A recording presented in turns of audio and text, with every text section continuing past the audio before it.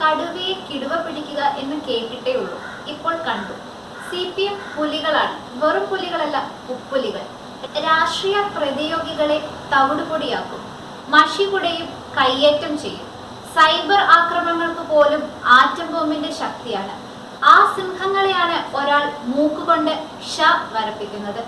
വെറും ഗവർണറല്ല, അടിസ്ഥാനപരമായി 18 അടവും പയറ്റിത്തെളിഞ്ഞ രാഷ്ട്രീയ ചാണക്യനാണ് കേരളത്തിന്റെ ഗവർണർ ആരിഫ് മുഹമ്മദ് ഖാൻ.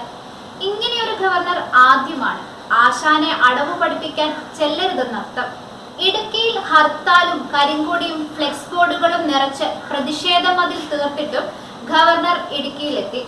ആൾ വളരെ കൂളാണ്. തനിക്ക് ഒരു ഭീഷണിയുമില്ലെന്ന് ഗവർണർ ആരിഫ് മുഹമ്മദ് ഖാൻ മാധ്യമങ്ങളോട് പറഞ്ഞു. ഒരു ഭീഷണിയും ഉള്ളതായി എനിക്ക് തോന്നിയിട്ടില്ല. എനിക്ക് 72 വയസ്സായി. ഞാൻ കോഴിക്കോട്ടെ റോഡിലൂടെ നടക്കുന്നത് നിങ്ങൾ കണ്ടതല്ലേ. എനിക്ക് ഒരു ഭീഷണിയുമില്ല. നിങ്ങൾ ആവശ്യപ്പെട്ടാൽ കൊച്ചിയിൽ എവിടെ വേണമെങ്കിലും ഞാൻ വരാം.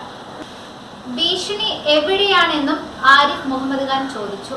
ഇടുക്കി ജില്ലയിൽ LDF ആഹ്വാനം ചെയ്ത ഹർത്താലിനിടെയാണ് ഗവർണർ തൊടുപുഴയിലെത്തിയത്. നിയമസഭ പാസാക്കിയ ഭൂപതിവ് നിയമ ഭേദഗതി ബിൽ ഒപ്പിടാത്ത ഗവർണറുടെ നടപടിയിൽ പ്രതിഷേധിച്ചാണ് LDFന്റെ ഹർത്താൽ. SFI ഗവർണർക്കെതിരെ കരിങ്കൊടി പ്രതിഷേധം നടത്തുമെന്ന് പ്രഖ്യാപിച്ചതിനെ തുടർന്ന് കനത്ത സുരക്ഷയാണ് പോലീസ് ഒരുക്കിയത്. സംഘി ഖാൻ താങ്കൾക്ക് ഇവിടേക്ക് സ്വാഗതമില്ല എന്ന ഇംഗ്ലീഷിൽ എഴുതിയ കറുത്ത ബാനർ SFI തൊടുപുഴയിൽ ഉയർത്തിയിട്ടുണ്ട്. ഗവർണർക്കെതിരെ ചൊവ്വാഴ്ച രാജ്ഭവനിലേക്ക് മാർച്ച് നടത്താൻ LDF ഇടുക്കി ജില്ലാ കമ്മിറ്റി തീരുമാനിച്ചിരുന്നു. എന്നാൽ ചൊവ്വാഴ്ച തന്നെ വ്യാപാര വ്യവസായി ഏകോപന സമിതിയുടെ കുടുംബ സുരക്ഷാ പദ്ധതിയുടെ ഉദ്ഘാടന പരിപാടിയിൽ പങ്കെടുക്കാൻ ഗവർണർ ജില്ലയിൽ എത്തുമെന്ന് അറിയിച്ചു. ഇതോടെയാണ് ജില്ലയിൽ LDF ഹർത്താൽ പ്രഖ്യാപിച്ചത്. ഗവർണറെ പങ്കെടുപ്പിക്കുന്ന പരിപാടിയിൽ നിന്ന് വ്യാപാരികൾ പിൻവാങ്ങണമെന്ന LDF ആവശ്യം വ്യാപാരികളും തള്ളിയിരുന്നു. അതേസമയം ഭൂപതിവ് ഭേദഗതി ബിൽ സംബന്ധിച്ച് ഒട്ടേറെ നിവേദനങ്ങൾ തനിക്ക് ലഭിച്ചിട്ടുണ്ടെന്നും അതിൽ 3 തവണ സർക്കാരിന് അറിയിപ്പ് നൽകിയിട്ടും അനങ്ങിയിട്ടില്ലെന്നും ഗവർണർ വിശദീകരിച്ചു.